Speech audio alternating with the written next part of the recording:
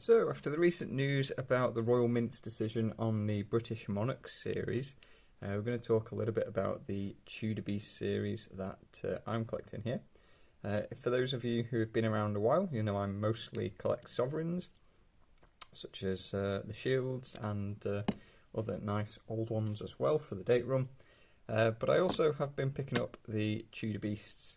So I actually realised I'm missing one of the quarter ounces, but anyway, I've got the bigger one, so that's the most important.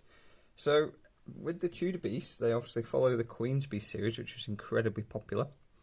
And so far, we've had 4 different coins in the Bullion series. The Proof series also had the Panther, which was earlier, and the Royal Mint website does also show the Dragon, which would be obviously number 6 in Proof. Bullion, however, we've only had the 4. So for those who aren't aware, the Royal Mint did a series on the British monarchs, and essentially they've cancelled it halfway through. So for those who are collecting the series, going to end up basically with an incomplete series. Now, I believe this happened with the lunar coins, so the lunar animals, a number of years back. And yeah, obviously with that happening, you can't obviously finish collecting the whole series, and therefore, you know, for some people it's like pointless. Why start if you can't finish? For others, maybe they just like odd designs, so they'll just buy. Okay, I really like this Yale, so I'm just going to buy the Yale. I'm not worried about the full series. There's a number of different things there. So I was interested, you know, what was happening there with the British monarchs. Although it's not a series I personally collected, I understand why people do. You know, sounds like a good series to get your teeth into. And anyway, the news basically is that they are cancelling that series, and therefore no more coins in the series. Now, I've been waiting for the Tudor Beast Dragon for a little while now. Like, the original Lion over here was released, I think it was like February time, and then the Yale was a little bit later, sort of 6 months later. So I was thinking, okay, if they're going to do 2 a year, it's like 6 months apart. But it's been quite a while, you know. I was actually waiting quite a while for the Unicorn. Thought that would have been a bit sooner.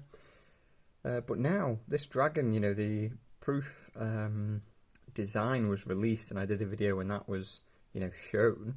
And I thought, oh yeah, maybe a couple of weeks. But we've still not had a Dragon, so there are rumours speculating that potentially the Royal Mint will do the same with this series, but that is purely a rumour as far as I'm aware at the moment. So, you know, don't quote me on that as it being a fact. I don't have any, you know, superior contacts at the Royal Mint or anything like that. Purely just rumours I've heard.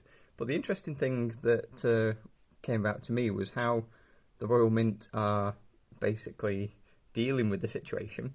It seems like they're offering some customers not returns, but they're offering them like a little goodwill gesture of, you know, a silver coin or something like that.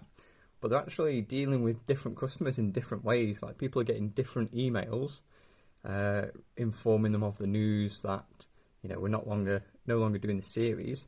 But also, people are getting different, like, remuneration, if that makes sense.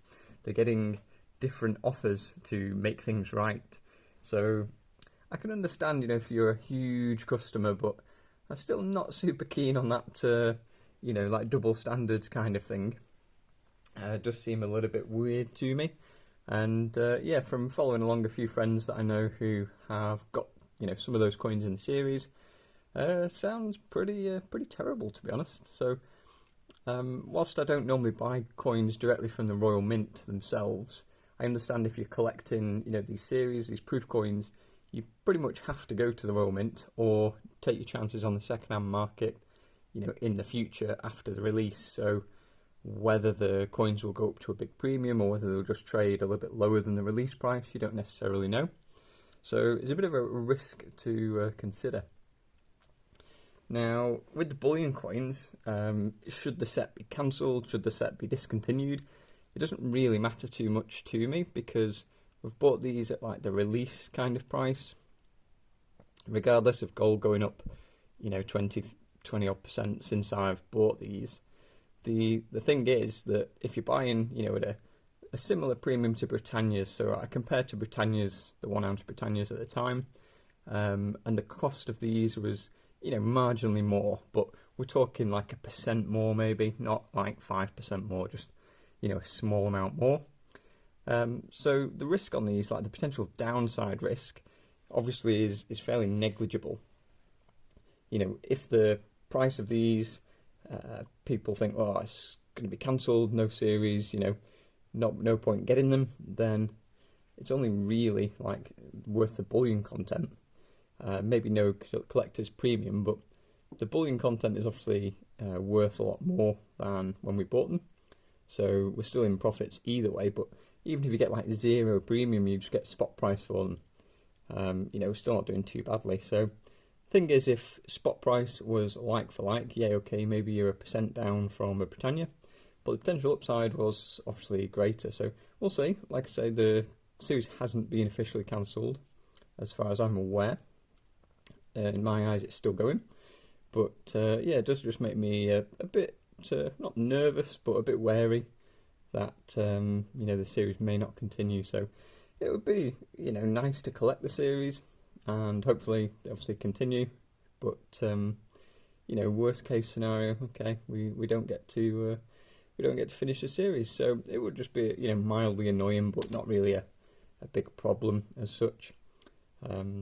I can see, if they've got the Queen's Beast series and they're perhaps comparing, how successful it is compared to that, maybe that would be a reason for them to, change their mind on finishing the series. But I would love to know if anyone has any updates, if anyone has heard anything, perhaps if you're collecting the proof coins and you're on like a subscription to the Royal Mint, maybe you would hear before us mere bullion stackers.